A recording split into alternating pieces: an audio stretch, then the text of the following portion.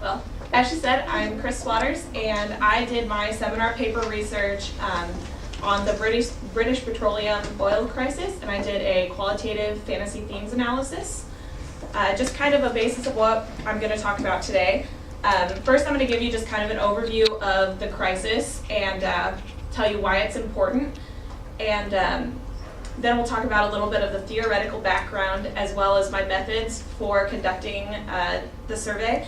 And then we'll just talk about my discoveries and have some time for questions. So as everybody probably knows what the British petroleum oil crisis was, just a brief overview. April 20th is when the explosion happened, and prior to the explosion, Deepwater Horizon had actually experienced a vast number of problems that mechanics had noted prior to the explosion. And British Petroleum made a huge mistake of trying to cover up the oil leaking into the Gulf as being a serious problem until a month later, when they finally admitted, okay, we have a problem. And prior to September 22nd, there were numerous attempts to cap the well when it was finally capped on the 22nd.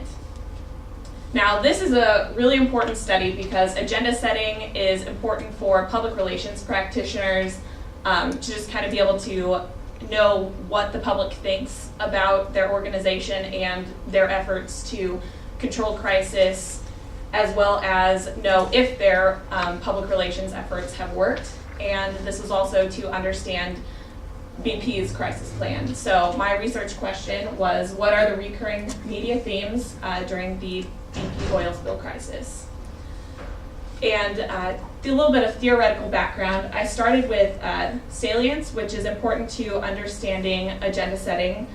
Salience is the audience's stated or implied importance about an issue, where the media agenda also supports it being meaningful to the audience. There has been a lot of research on politics specifically using salience, and it's useful to public relations practitioners for writing press releases that are of meaning to the media. Then I also used an aspect of framing. It uses the audience's salience to affect what they think is important. So if the media says that you have a glass that is half full, the audience isn't going to think that the glass is half empty. And then there's just a quick definition for it. And then I also used fantasy themes. This is the basis that I pulled my themes from the media. It kind of incorporates both of those things, both salience and framing. Fantasy themes are created when a group interprets narratives or dramatized moments, and then they share those meetings, and the fantasy themes are repeated. So here's how they kind of all work together. Salience determines which messages are pushed by the media, and then framing takes those salient issues and presents them so that the audience will accept them as important. And then the media will determine which of those themes the audience should hold as important. Oh boy. Oh, okay, here we go.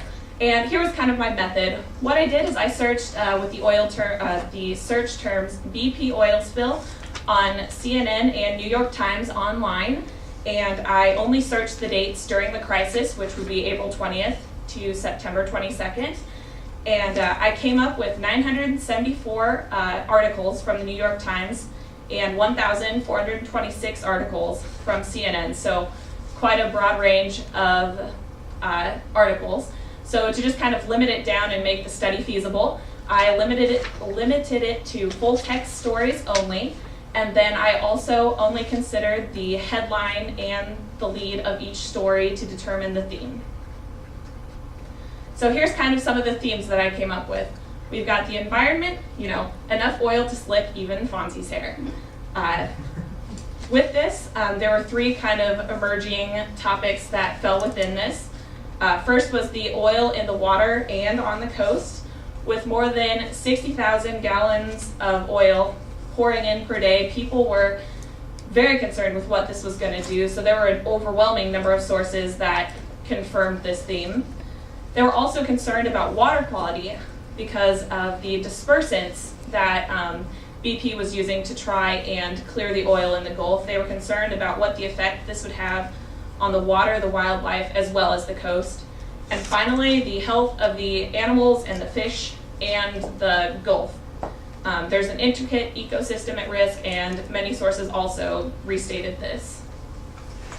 Second, we have the government. If you can't beat them, sue them. So there were also three subtopics here. First, the public wanted, a source that they could trust to take over, because as the spill went on, they trusted BP less and less. And Obama also felt an obligation to take ownership of this crisis because of all of the problems that Deepwater Horizon had reported prior to the explosion. Then also the public wanted a legislation change. So Obama also put into place that no new offshore drilling charters would be allowed until they had the second, which was a new investigation method for offshore drilling to prevent a future crisis. And then also BP faced some major legal issues. The government was holding them financially responsible for all of the damage. And they had four bills from the government of $99 million each, and the costs go beyond that. And then also BP was being sued by multiple facets. One in particular was by the Justice Department. And then finally, we have the economy, which is a big thing. We have toxic seafood and a toxic job market. There were three subtopics here also. The Gulf businesses and livelihoods were put in danger by the oil that was spilling. BP had tried to, make amends for this, which, is a great PR effort. However, they didn't keep their end of the deal with the fund that they created to be able to reimburse the fishermen. A lot of those fishermen and businesses never saw those funds. And then the fishermen also took jobs with BP in cleaning up the oil spill. They were taking jobs with the people who put them out of work, which is kind of contradictory, but they have to keep going somehow. And then also the fishing industry changed because there was a overwhelming perception that seafood is dangerous now because of all the oil and the chemicals that are in the Gulf. And finally, the oil industry as a whole took a major image blow. Right after the oil spill happened, the oil stock just plunged, and the public now views it as a very dangerous industry. So a little bit for future studies. I can see this being of great use for public relations practitioners, to conduct kind of a content analysis of the media before a crisis happens. That way you know what the public perception is of your company, and that way if a crisis does happen, you know where you can get back to and what your goals need to be to get back to that. And then in relations to BP, for a future study, could do a media analysis before the crisis and then one for post-crisis to see if the media has been, or if BP has been successful in regaining their image back from the oil spill. Any questions?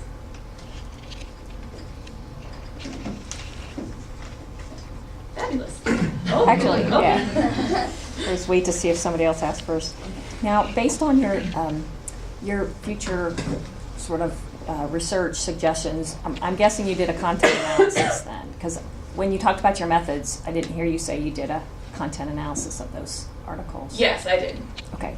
And you had said you had something like 2,400 articles from both of those sources, but then you said you limited them based on, headlines and some other things. How many did you end up with in the end that you actually did?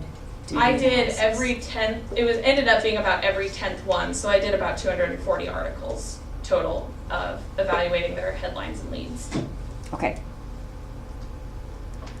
What's your sense of where BP is now? Do you think it's mostly rehabilitated its image? Have people forgotten? Where is it?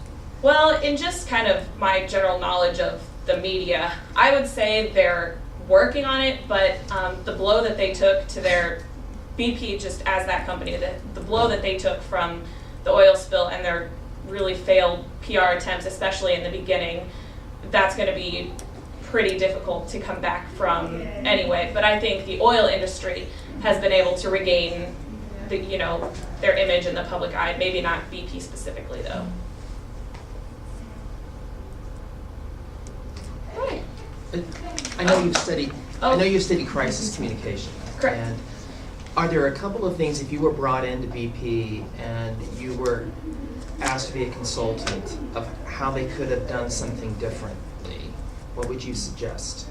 I think transparency is a big thing, especially that first month right after the crisis, is they tried to cover it up. Like, they said, yes, this is happening, but the extent to which it was happening, they knew within 2 days that the oil spill was not a small thing, and they, when they tried to cover it up, that transparency, the public could tell that they weren't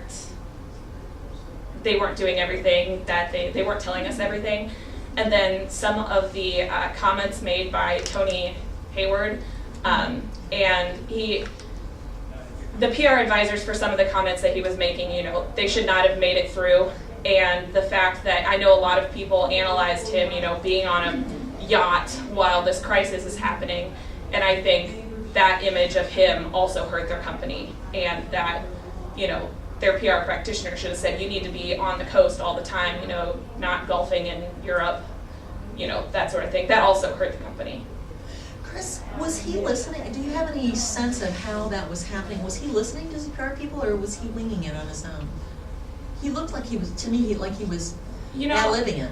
I think he was winging it. I mean, I think the PR behind him was telling him what to do and what to say, but I think they were wrong in how they handled it, because you can only, I would say, when something happens like this, you go back to the PR people, and the PR people should know how to handle a crisis like this. There have been other spills, in the past, so this is something that could have happened, and it's apparent that they didn't have a plan. Did you consider using social media at all to analyze their PR, as far as like their blog, websites, or Twitter, anything that they used? I did actually consider that, but just the scope of the study would have been massive to bring that in. That could be a completely different study, is to analyze their social media and the social media that was unofficial that popped up around it. Great. Thank you. Thank you.